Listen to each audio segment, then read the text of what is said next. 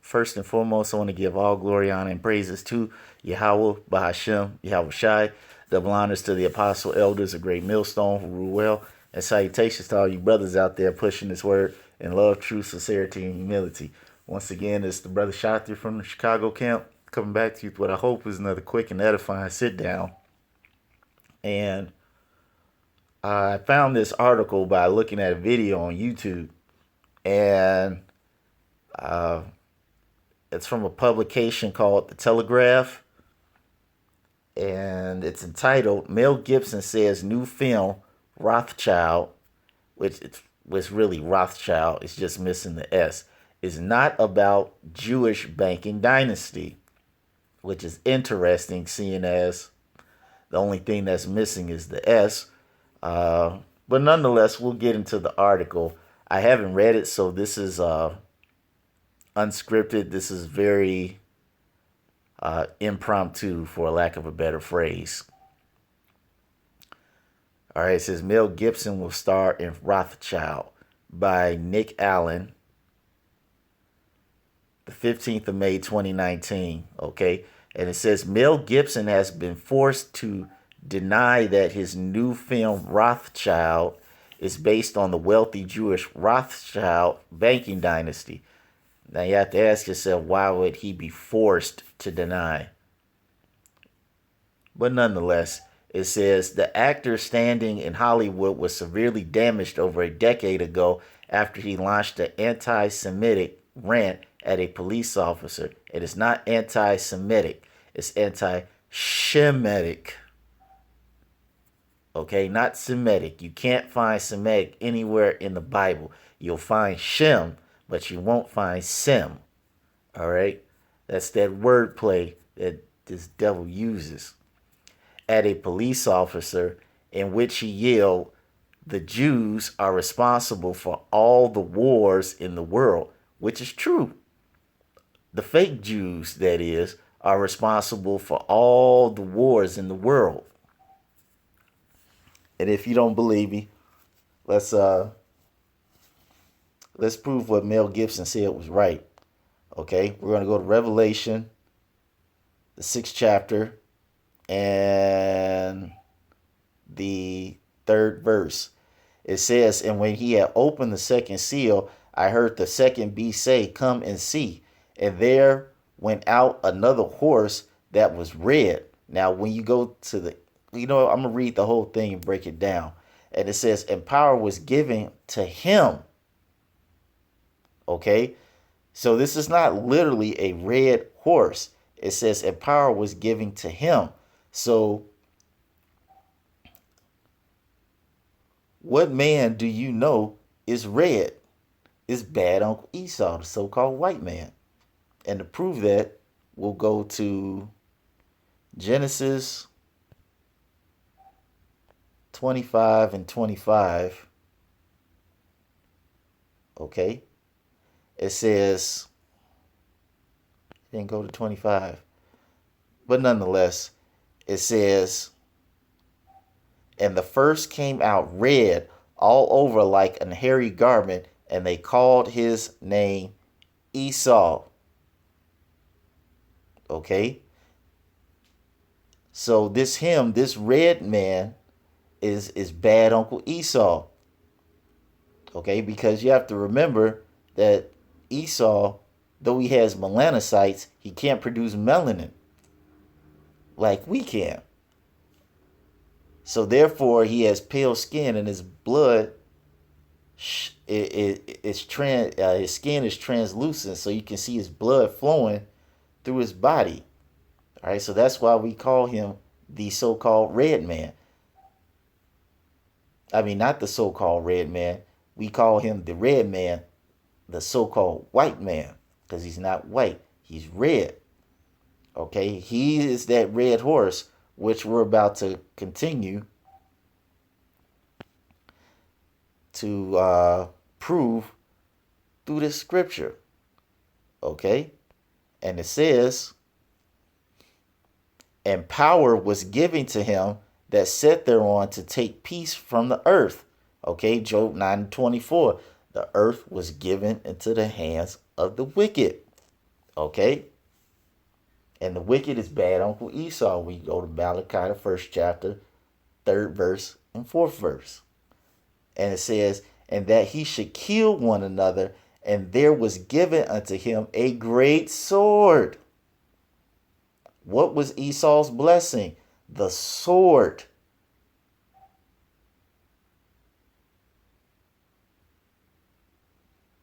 Okay? So when it talks about how when Mel Gibson said that statement about how the fake Jews were responsible for all the wars in the world, he wasn't lying. It's true. Because it says he took peace from the earth. And if you don't have peace, what do you have? You have war. What's that? Is it 1 and 8 or 3 and 8?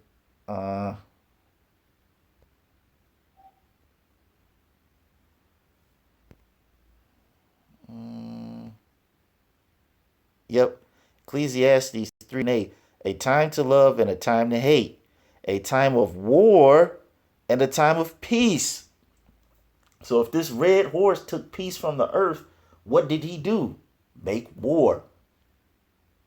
So Mel Gibson was right. The fake Jews, all right, the so-called white man, the Khazarians, okay, they are responsible for the wars on this planet Earth. All right. It says Gibson's film career has been slowly re-emerging, but he set off a new controversy after deciding to take the role of family patriarch called Whitelaw Rothschild, the villain in a dark satire about an exorbitantly rich New York family. Okay? Now you just wrote up here it says that you read up here that it says it's not about the Jewish banking dynasty, the Rothschild family, but it just so happens that he plays a character that's very similar to the actual Rothschild family. Let's continue. It says Shia LaBeouf is set to play Beckett Rothschild, the black sheep of the family who tries to inveigle his way back into favor. The film's makers have not indicated that the fictional Rothschild family is Jewish, but the name immediately drew comparisons to the Rothschilds, obviously. Danya Rutenberg, a New York rabbi, criticized Gibson's decision to appear in the film. She said, "It's honestly shocking to me that he would be in this movie. I truly don't get it." A spokesman for Gibson denied the film was about the Jewish family and said those suggesting it was anything to do with the Rothschilds were wrong, which is a lie. It's almost like saying that movie The Skulls is not about the rich elite. Come on now. It says in a statement, the spokesman said the criticism stems from the inaccurate reporting that this film is actually about a wealthy family of Jewish bankers, which it is not. Rothschild is not about the actual Rothschild family, and the only similarities between the two are that they are wealthy and their names are similar. Okay, is there anything else?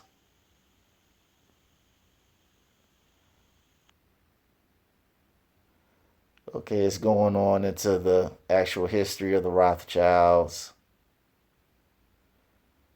Mel Gibson's bad history and his behavior. Okay, and that's really about it to the article, but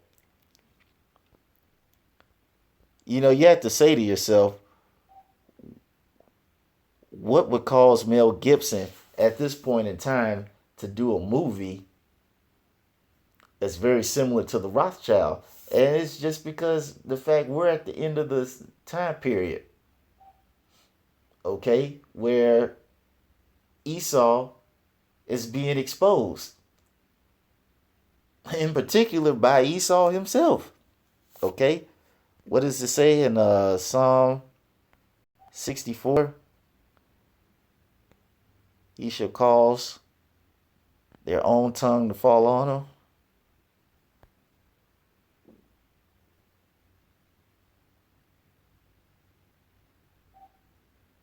Uh,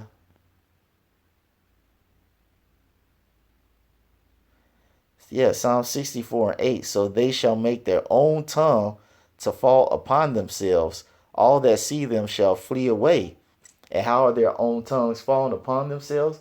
Because now you got the son of perdition exposing the son of perdition. Now, how did imagine the irony of that? What's that in Thessalonians? I can never remember if it's the second or third one. Uh,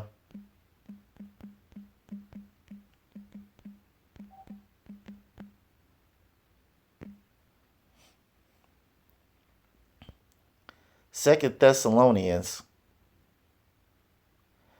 2:3. It said, "Let no man deceive you by any means, for that day shall not come except there come a falling away first, which is us Israelites falling out of the truth, and that man of sin be revealed." All right, because part of that truth was not realizing that bad Uncle Esau is our natural enemy, our number one enemy, and he is the devil and Satan. Okay, that man of sin be revealed, the son of perdition. Okay, who opposeth and exalteth himself above all that is called God or that is worshipped, so that he as God sitteth in the temple of God, showing himself that he is God. Okay,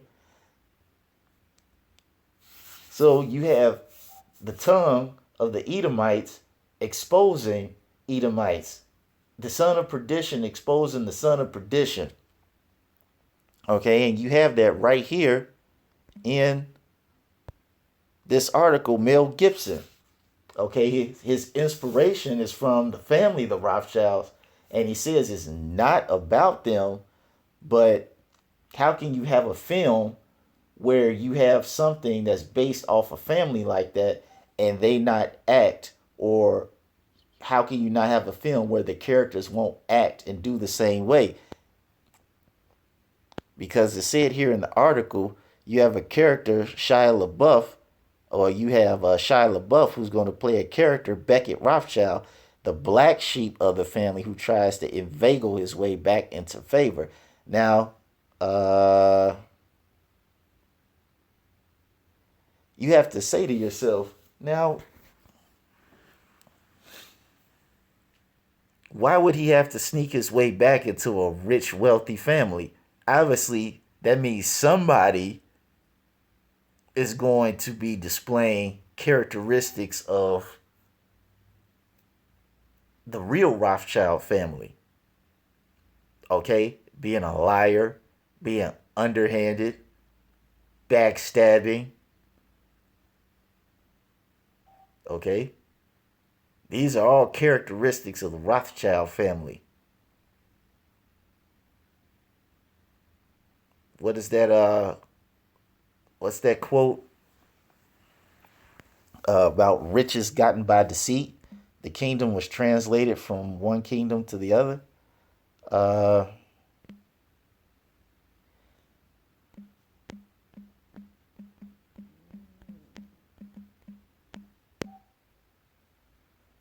uh,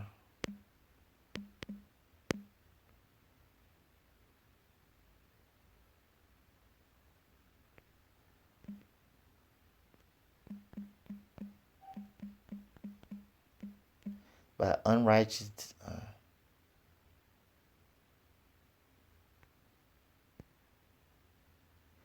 Yeah, Ecclesiasticus, yeah, 10:8. It says, because of unrighteous dealings and injuries and riches gotten by deceit, the kingdom is translated from one people to another. Okay? So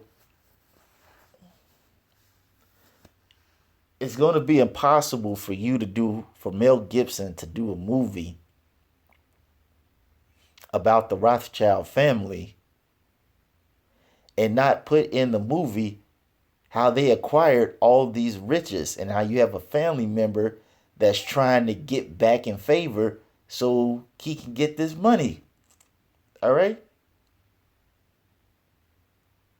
It's impossible. It's Bill Gibson is going to expose the wickedness of these Rothschilds.